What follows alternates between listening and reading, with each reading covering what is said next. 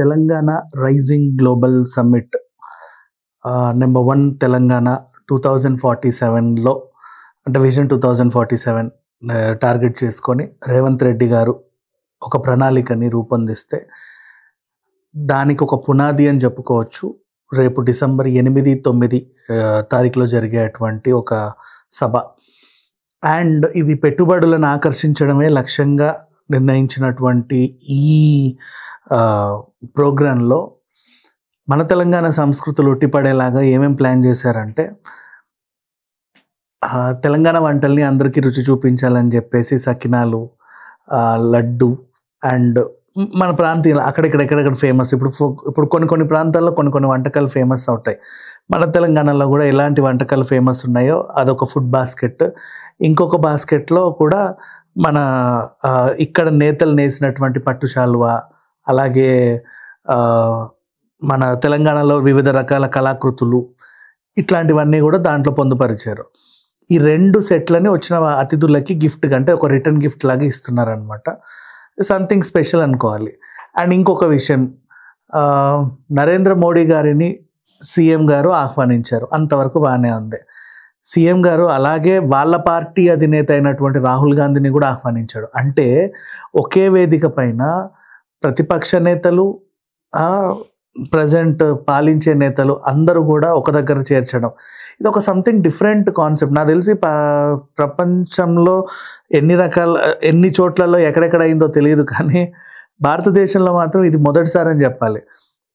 అంటే ఒక రాష్ట్రానికి నిధులను సమీకరించుకోవడానికి ఒక మంచి ప్రోగ్రామ్ని అరేంజ్ చేసి దానికి అన్ని రాష్ట్రాల ముఖ్యమంత్రులను కూడా ఆహ్వానించండి అని ఇక్కడ మంత్రులకి చెప్పడం.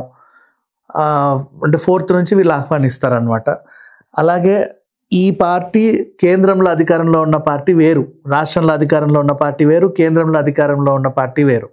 కానీ ముఖ్యమంత్రి ఒక ప్రధానమంత్రిని గౌరవార్థం ఆహ్వానించాడు. బట్ ఈ రాష్ట్రంలో అధికారంలో ఉన్న పార్టీ దేశంలో కూడా ప్రతిపక్ష పార్టీ కాబట్టి ఈ పార్టీకి సంబంధించినటువంటి లీడర్ రాహుల్ గాంధీ గారిని కూడా ఆహ్వానించడం సంథింగ్ అంటే లైక్ ఎప్పుడు ఎవరు కూడా ఇంతలా ఆలోచించాల తెలంగాణ విషయం పట్ల. ఇంతకుముందు కూడా ఉన్నారులేండి, ఏదో ఒక కుటుంబ పాలన లాగా ఏదో ఇష్టం వచ్చినట్టు ఏదో చేశారు, సంథింగ్ అంత సర్వనాశనం చేసి పెట్టారు. ఇప్పుడు అదంతా ఆ దరిద్రాన్ని అంతా బాగు చేయడానికి ఇంత టైం పడతా ఉంది మనకి.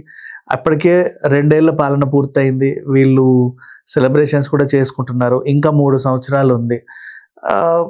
ముఖ్యమంత్రి గారు కూడా చాలాసార్లు చెప్పారు, అండ్ చాలాసార్లు ఏంటి మొన్న రీసెంట్ జూబ్లీ సెలక్షన్ అప్పుడే గెలిచినప్పుడు కూడా చెప్పాడు, ఏమని, రాజకీయం చేయండి, లాస్ట్ సంవత్సరం చేసుకుందాం, ఇంకో 2 సంవత్సరాలు మనకు ఉంది, డెవలప్మెంట్ చేసుకుందాం, మీరు కూడా నిరసనలు చేయండి, ప్రజా సమస్యల్ని ముందు పెట్టండి, వాళ్ళు చెప్పుకోలేని సమస్యలు ఏమైనా ఉంటే అట్లీస్ట్ మీ ద్వారా మేము వింటాం, మా చేత పని చేయించండి అని చెప్పి డైరెక్ట్గా అడిగినటువంటి ముఖ్యమంత్రి అనమాట.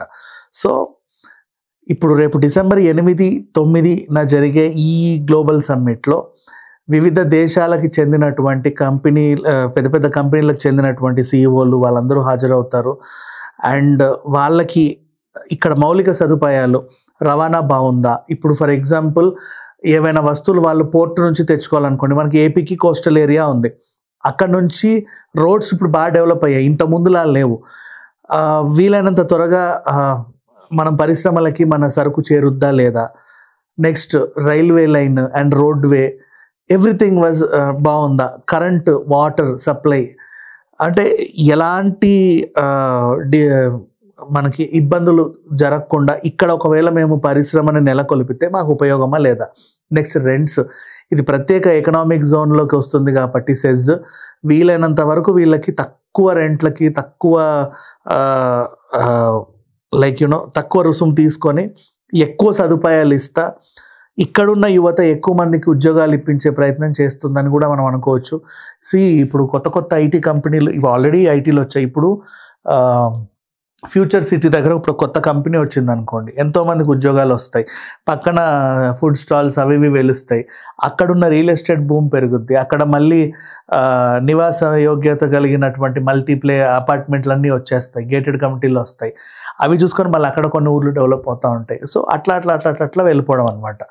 దీనికి కంపెనీలని ఆకర్షించడం, మన దగ్గర ఉన్న సదుపాయాలన్నీ వాళ్ళకి వివరించడం. బోల్డ్ అంత స్పేస్ ఉంది, మంచి ఇప్పుడు రీజనల్ రింగ్ రోడ్ వస్తే ఇంకా ఇవన్నీ కూడా సెట్ అయిపోతాయి.